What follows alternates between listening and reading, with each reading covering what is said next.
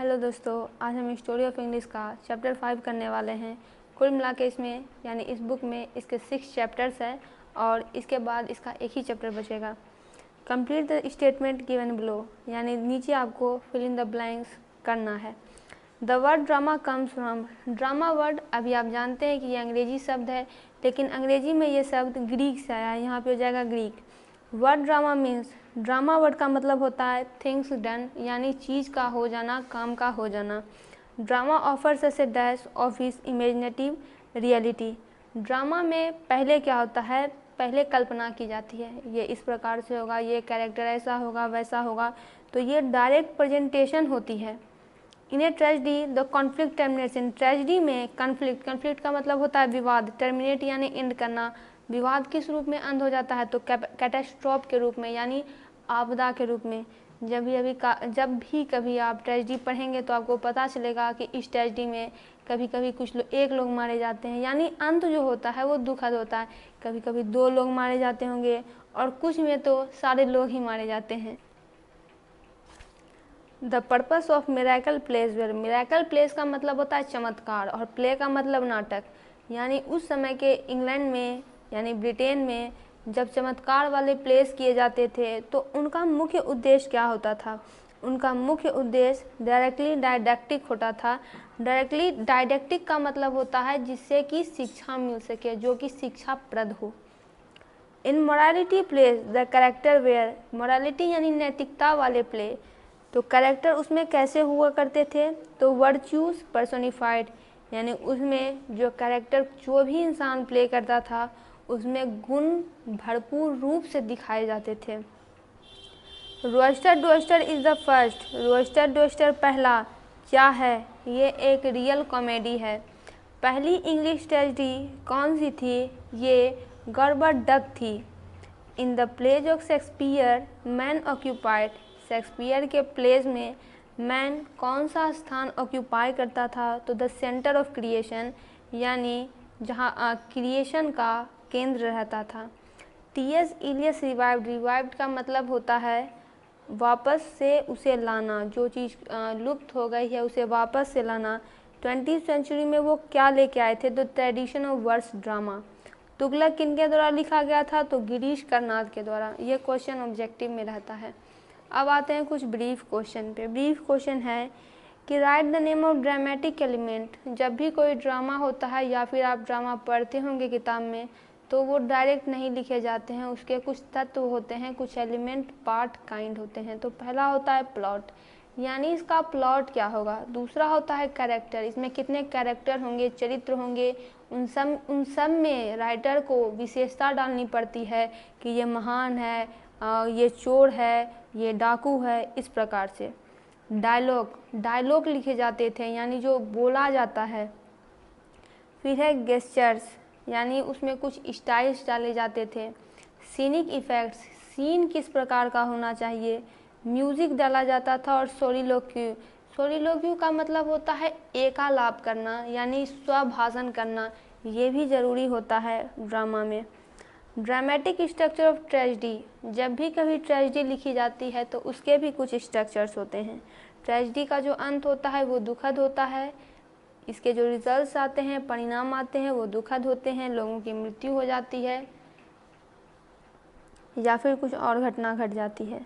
तो इसमें पहला एलिमेंट है एक्सपोजिशन, यानी इनिशियल इंसिडेंट, शुरू में कौन सी घटना घटी। दूसरा होता है कॉम्प्लिकेशनल, राइजिंग एक्शन, यानी कौन कौन से काम हो रहे हैं।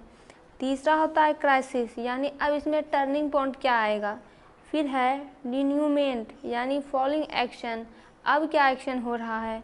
फिर है ट्रेजिडी, अब दुर्घटना घटने वाली है, आपदा आने वाली है। उसके बाद होता है कंक्लूजन, यानी अंत में कुल मिलाकर क्या हुआ। आगे बढ़ते हैं।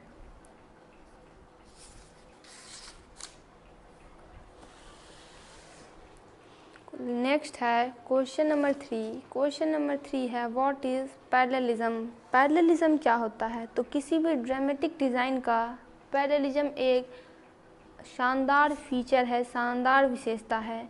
जब भी कभी उद्देश्य, रुचि और थीम ड्रामा में रिडुप्लिकेट करते हैं, उसे दोहराना पड़ता है, जब वो दोहराए जाते हैं तभी पैरेललिज्म होता है। फार्स क्या है? फार्स एक ड्रामेटिक वर्ड है। उसे मुख्य रूप से इसीलिए डिज़ाइन किया जाता है ताकि लोग हंसे, बहुत ही मज़ा आए। यह कॉमेडी में देखा जाता है। मास्क क्या होता है? तो ड्रामेटिक इंटरटेनमेंट का मास्क एक फॉर्म होता है। इसमें डांसेस होते हैं, नृत्य होते हैं और डिस्कसेस होते हैं। डिस्कसेस यानी जिसमें भेष बदलना पड़ता है। इसमें स्पेक्टुलर और म्यूजिकल इंस्ट्रूमेंट, स्पेक्टुलर यानी कि जिसमें देखने की भी ज़रूरत हो और जिसमें साउंड की भी ज़रूरत हो।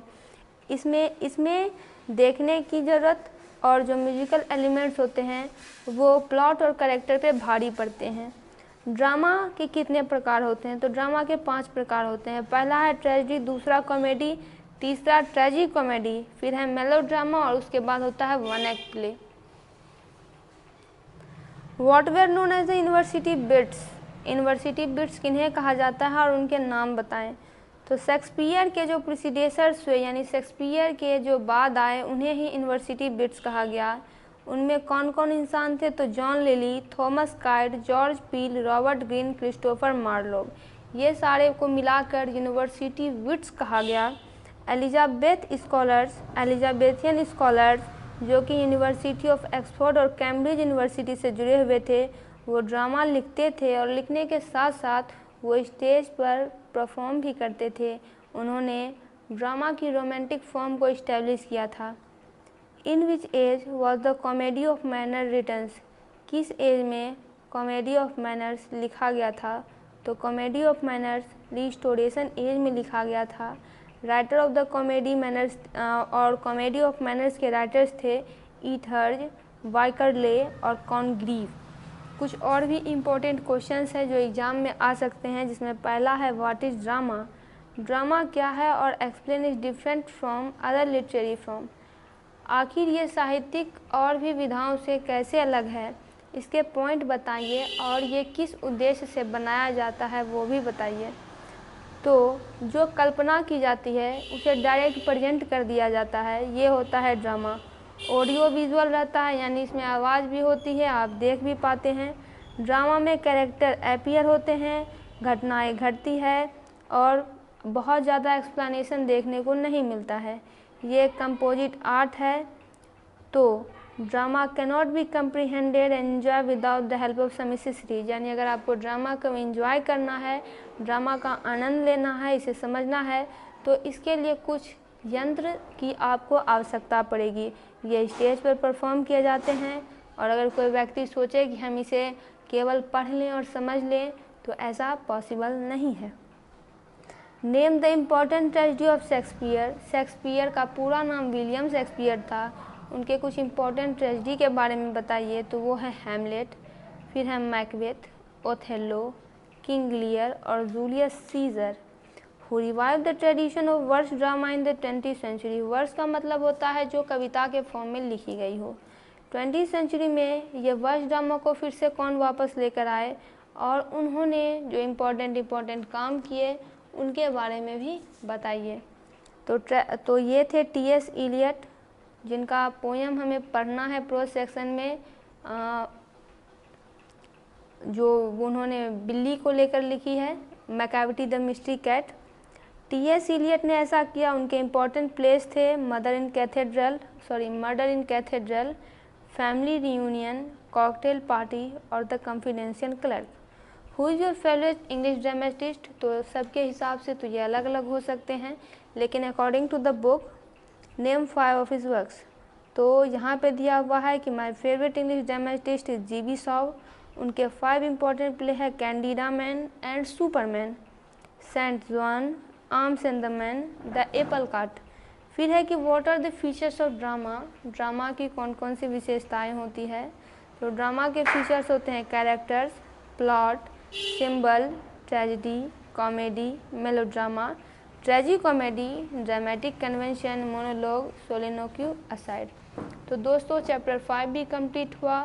नेक्स्ट वीडियो में हम चैप्टर 6 करेंगे और स्टोरी ऑफ इंग्लिश का पूरा बुक कंप्लीट हो जाएगा।